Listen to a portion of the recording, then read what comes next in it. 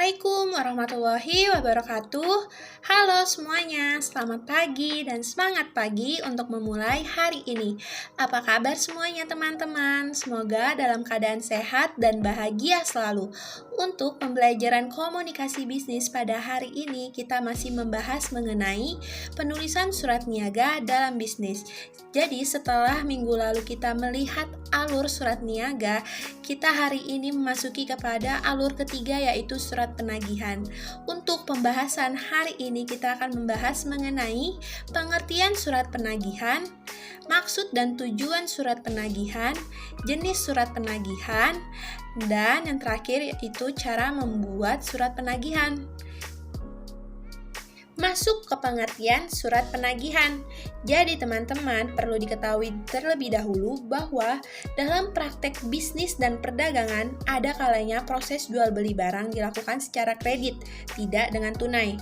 Artinya, barang yang telah dipesan oleh pembeli akan dikirimkan terlebih dahulu oleh penjual, kemudian pembayaran atas barang yang telah dipesannya itu dilakukan setelah beberapa waktu kemudian, sesuai dengan kesepakatan antara penjual dan pembeli. Dalam proses jual beli kredit ini, pihak yang mempunyai tanggungan atau tanggung jawab untuk kewajiban membayar disebut dengan debitor. Sementara pihak penjual yaitu pemilik barang atau yang mengirimkan barang kepada pembeli disebut dengan kreditor. Walaupun kesepakatan tentang waktu pembayaran atas barang yang dikirimkan telah disepakati bersama, tetapi dalam prakteknya sering terjadi adanya keterlambatan pembayaran.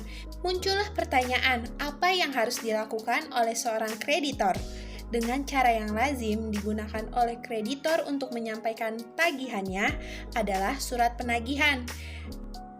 Penagihan itu sendiri memiliki arti, proses, cara, perbuatan menagih, atau dengan lainnya, permintaan supaya membayar utang dan sebagainya, atau tuntutan terhadap seseorang supaya memenuhi janjinya. Selanjutnya, surat penagihan berisi permintaan dan peringatan agar pembeli segera membayar kewajibannya yang sudah melewati tanggal jatuh tempo atau tidak sesuai dengan perjanjian yang telah disepakatinya.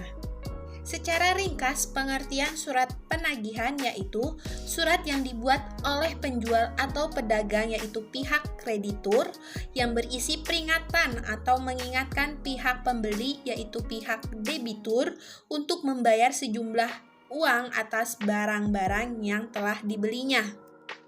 Masuk ke pembahasan maksud dan tujuan surat penagihan.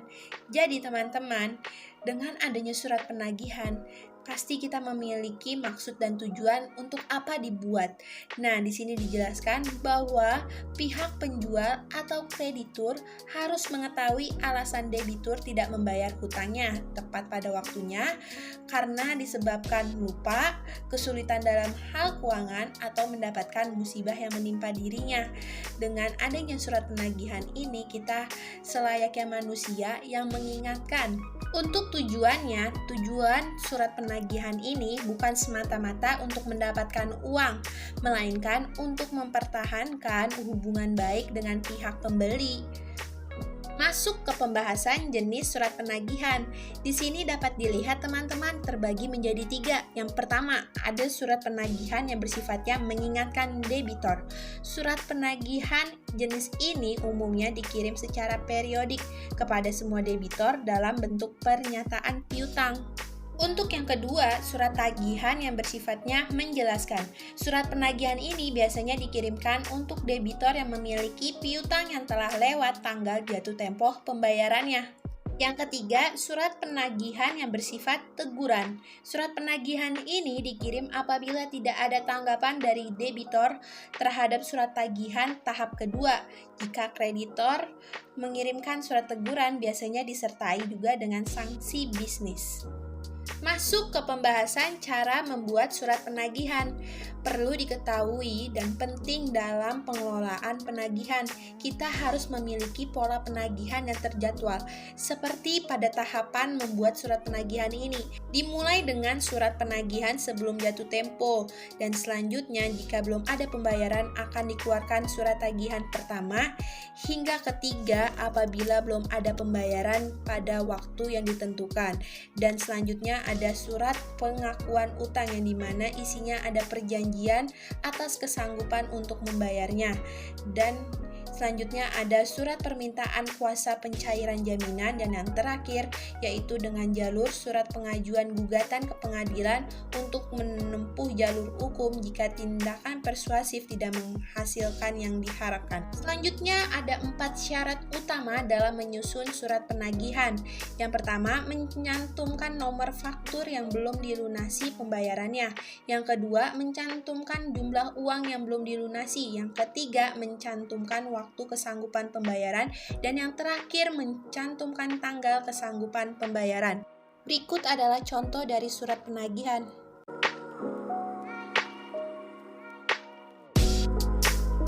Cukup untuk pembahasan hari ini, langsung aja nih praktek kalian ada tugas individu membuat surat penagihan dengan ketentuan suratnya yaitu berbentuk full block style dengan nama perusahaan yang ada pada kop maupun tertuju suratnya itu disamakan pada surat minggu lalu.